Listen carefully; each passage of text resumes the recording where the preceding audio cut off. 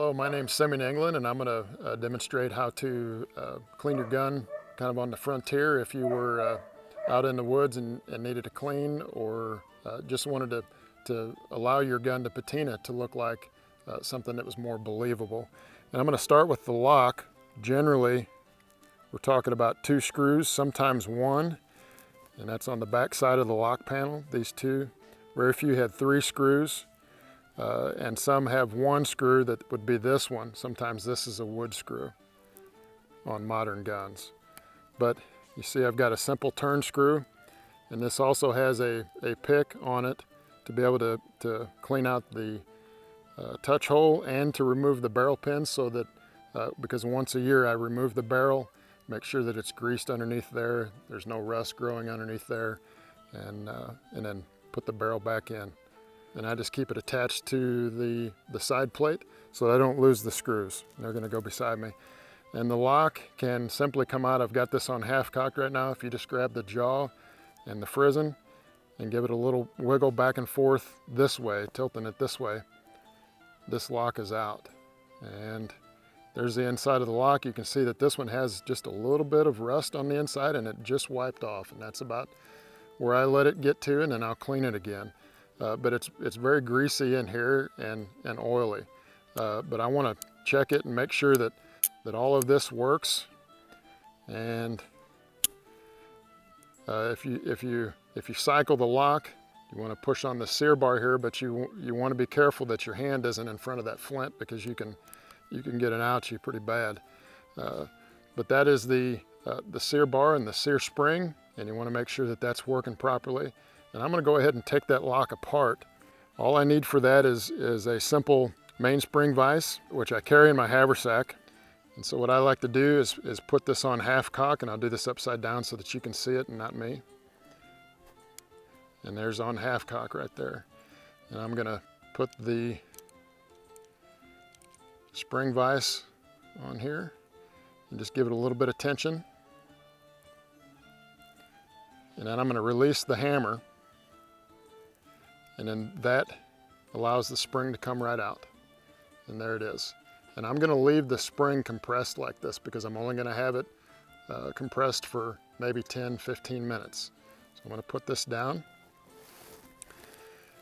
And then you notice that's not going to go anywhere now. So you're much safer condition to be able to clean the rest of this. So it really doesn't matter where that's at. So this is an English lock, and the Germanic locks are a little bit different, but it's all pretty much the same in how these go together and their guts. So what I'm doing is using the screw to push the tumbler through. And what that's doing is it's dropping the tumbler part, because this is kind of a tight fit. And so that's removed now, and you can see it's in pretty good condition there. It's not rusty. Most of that is grease. And the fun part is coming up next, and that is the little fly on the tumbler. And that's the part you really don't want to lose in the woods, because that's a tiny little guy. But we want to make sure that that's well oiled and moving around. You can see it's moving fine. But we want to make sure that it's fairly clean. So I'm just going to take my rag, just a linen rag, and wipe that. Take the tumbler out, and most of that's just oil again. I'm also going to make sure that there's no burrs on any of the holes that it's supposed to go through that would cause the lock not to work fast. So what I clean my gun with and lube it with is bear oil. And I carry it in a little tin like this, and that's bear oil, genuine bear oil. And that's one of the things that they could have used. Comes out nice and clean, and I'm going to spread it all over inside of here. The only thing that I haven't taken off right now is the sear bar, which is 1 screw, and the frizzen spring, which I can do again after I put the mainspring back in. But I'm going to make sure that all of the lock plate on the inside is coated good with bear oil. It's going to keep it from rusting, and it's also going to keep it lubed up so that it's working well. And then we start the reassembly.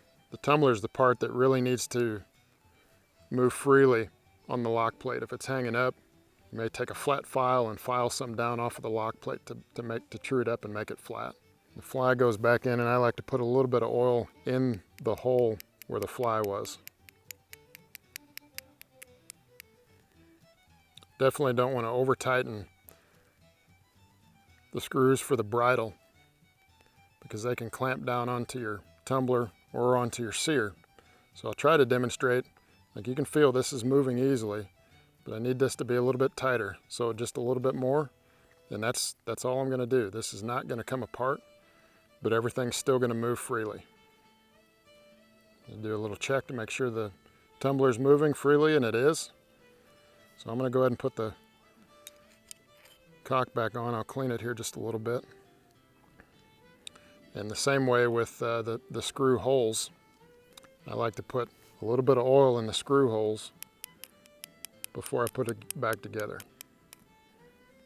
Okay, and again, I'm going to check it before everything works good there. Put the spring back in, and now this is on, this is completely released. So this is going to fit in there pretty easily, and I put it in, line the nipple up with the hole, and align it there, make sure it moves freely, and then release the tension from the spring.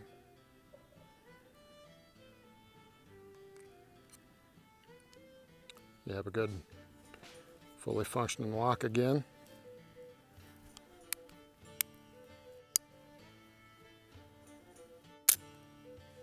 And there it is.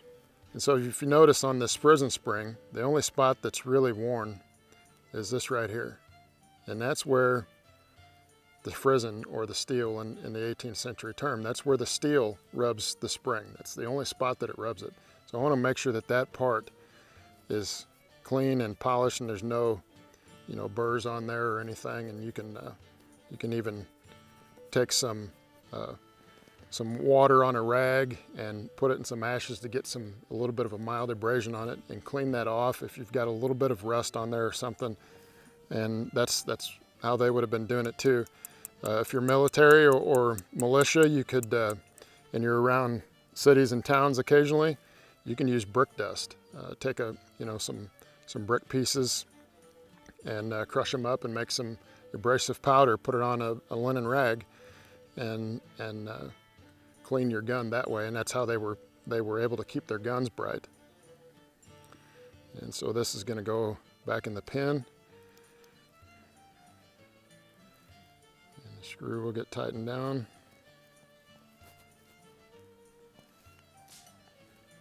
Again, I'm going to check this before I release the spring. Works good. And there, the spring is released. And I've just completely disassembled the lock and lubed it again. And this will go back in my gun, and I will use this way. And I just did this with only what I carry in my pack, 3 tools. And next we're going to move to, and my tomahawk. Next we're going to move to how I clean the bore, and I'm going to leave the lock out for that. I'm going to set it over here on the side. I've got a ball puller and toe worm combo here, and I keep toe. This is my personal preference. We don't know exactly what 18th century people were carrying in their patch box. Could be patches, but I keep toe and deer tallow in my gun, and on the barrel, and even on the wood stock, I'll rub deer tallow on it.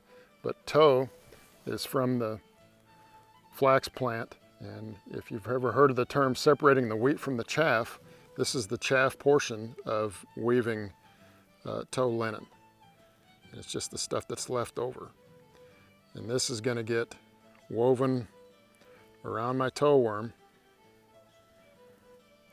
So this is how I wrap it around the toe worm, and that goes on the end of my ramrod. This is easiest done with the lock out of the gun, in case anything comes out of the touch hole, which it will if it's dirty. Some gunk can come out of the touch hole. And dip that into cool water. and this is going to go down the bore.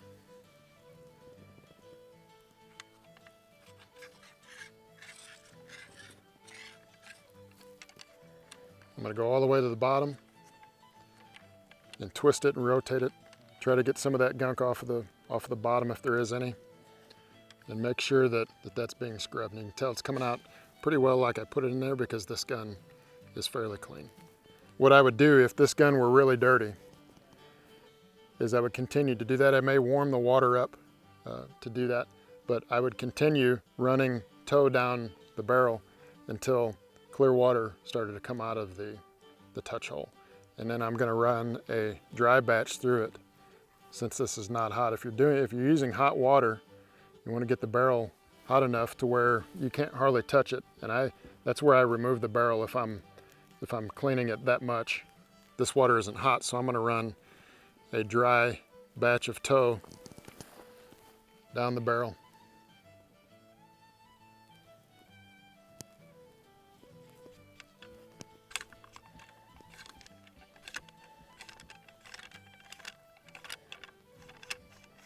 To make sure that that bore is dry.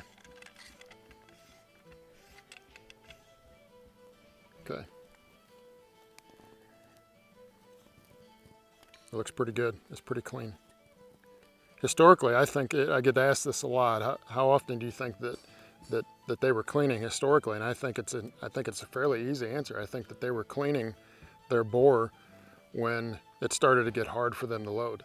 So I think historically their loads are looser than what we modern shoot. For example, I shoot a 470 ball out of my 50 caliber. I think that's a looser historical load. So then reassembly, gonna make sure that this surface right here, because this is what sits flat up against the barrel. I'm gonna make sure that there's plenty of oil on that, because sometimes rust or moisture can get in there and rust can form. So I wanna make sure that that is oily. And of course the spring, anything else that I may have wiped off when I was handling it. I put this back in, and some of you that have a single trigger need to make sure that your trigger is pushed forward. If it's not, that trigger bar will come in contact with this, and when you go to put it in, it'll come in contact with that trigger. So you need to make sure that the trigger is forward so that the lock can slide through and the sear can slide through. So if you're putting it back together and you feel resistance, just take your finger behind the trigger and push it forward, and you will remove that resistance.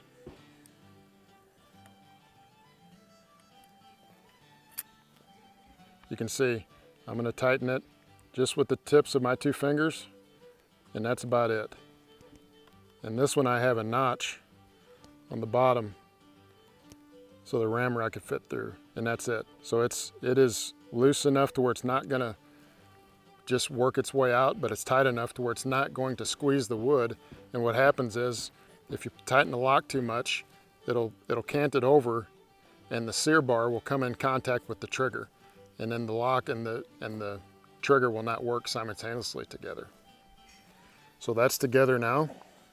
The only thing left I have to do is replace my ramrod, and my gun is clean for another couple of weeks of solid use.